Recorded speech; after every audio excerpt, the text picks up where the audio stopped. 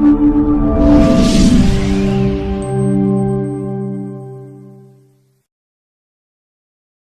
who is going to industrialize?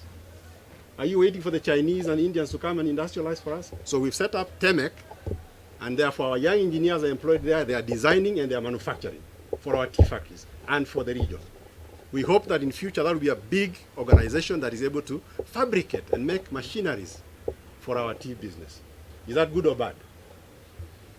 You just want us to import things from India and China? Let's also try and do something that can help our people and generate employment for our young people. And then the foundation is just for CSR. We grow trees, we educate some students. Yeah? And if you read something called Session of Paper number 2 of 1999, which is what actually gave birth to what Ktda is today, it actually envisioned a conglomerate, not just in Kenya, even around the East African region. We have not even done much because we are still just in Kenya. Why is it that we cannot do this in Uganda, do that in Tanzania, do it in Nigeria? That is the vision that we have. But if we are just going to say, oh, Ktda should not do this, how do you grow?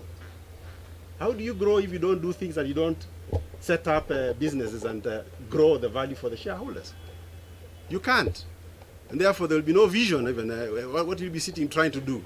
To grow what? So that is what we are trying to do, and this is value for the farmers in the future as we build that.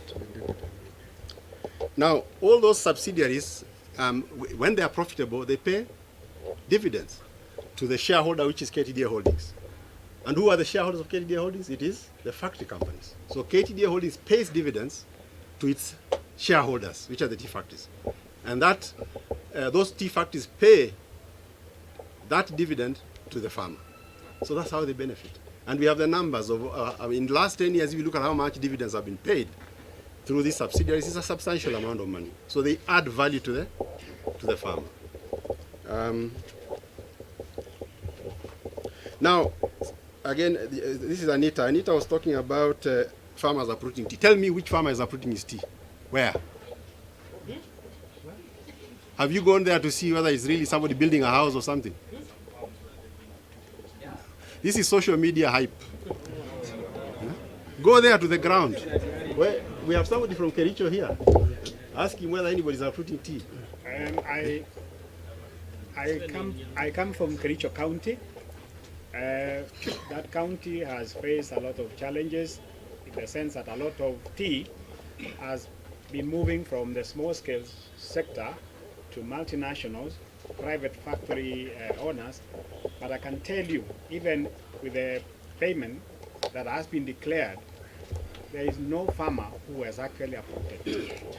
No farmer in Kericho County, I can tell you that. Okay, let me just tell you, the first one which came and went through the whole social media, that farmer uprooted a few bushes belonging to the mother. The mother had only 500 bushes, and you can go there as media. Go and check. He's not a registered farmer. Went with the media, uprooted a few bushes, and the total farm is 500 bushes belonging to the mother. It was just a hype to show that they are uprooting, but really there was no uprooting of tea, because, and you can go there, you as media, and establish. Only about 10 bushes were removed out of 500 bushes owned by the mother, but by not that young fellow who went to social media. I think the issue is that it's good also to check facts, because you know, when we just incite and we hype things which don't make any sense. I mean, people, if you are selling your dairy cows, do you have to call the media? If you are unhappy with the dairy and you decide you sell your cows, why do you have to call the media? Or if you don't want to grow maize anymore, must you call the media to tell them I'm not growing? Surely, it's an open market, isn't it? If tea is no longer profitable to you, don't even have to tell anybody. And you have an alternative, surely.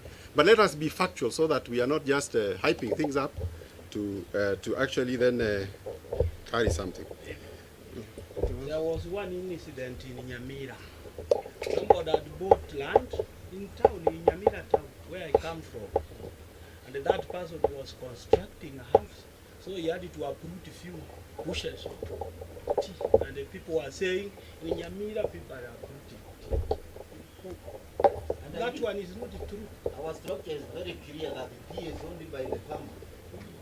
So we have no control of that. Okay, I think the important point to note is that if you look at the numbers, growth numbers, I showed you, isn't it? They have been up. What does that tell you? If tea wasn't profitable, would people be expanding the area under tea? Would we produce the kind of volumes? Last year we produced, country of Kenya produced 493 million kilos of tea, the highest in the history of tea in this country. Is that an industry that's dying or growing? Yeah. People are investing in it. How many new factories have you had coming up in Kericho, Bomet, Nyamira? Hundreds of new factories. Why? If it wasn't profitable, we would be opening up a factory. So 1 year, one bad year shouldn't actually, because you've seen in 2014 we had a bad year, but it recovered, isn't it? Now, tea has been in this country for 100 years when the plantation people came. Smallholders have been growing tea for 60 years. So tea is not about to go anywhere. Okay, let me just add something. You know, people are talking of bonus. Literally, early in the year, people are clamoring higher initial payment. And we actually increased the initial payment. For example, now in central Kenya, they are paying at 16 shillings. In Bomet and Kericho is 18 shillings. In Kisi, Nyamira, Kisi is 17 shillings. So if you pay 18 shillings, the bonus must reduce. You cannot have increased initial payment and also expect a higher bonus because it's coming from the same pot. And that is why I think the politicians are not realizing. And if you look at the total payment, compared to, say, for example, 2015, we are still slightly better than that here. When you look at the total payment to the farmer. Again, people are comparing bonus from the east and the west. As I told you, in Bomet, they are getting 18 shillings.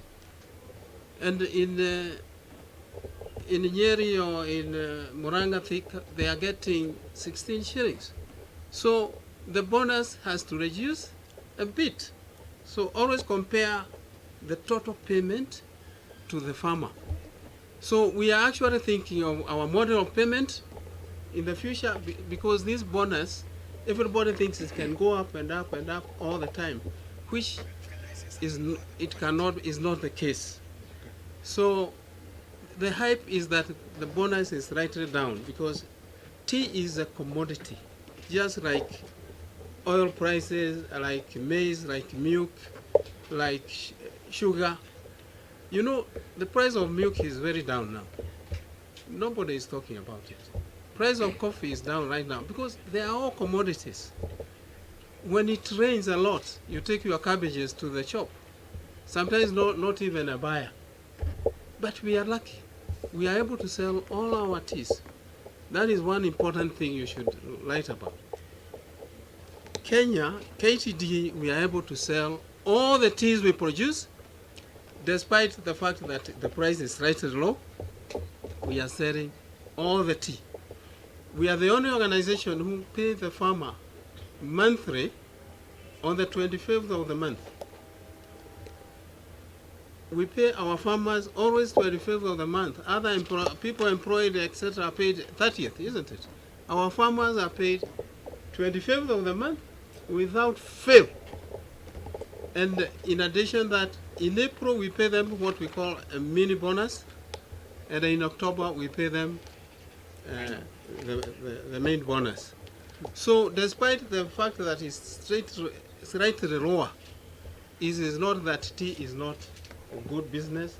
So the future of tea, I would say, will still be good, but it is subject to these vagaries of market. Thank you. Thank you very much. I think we can take 2 more questions. No, just before we take 2 more.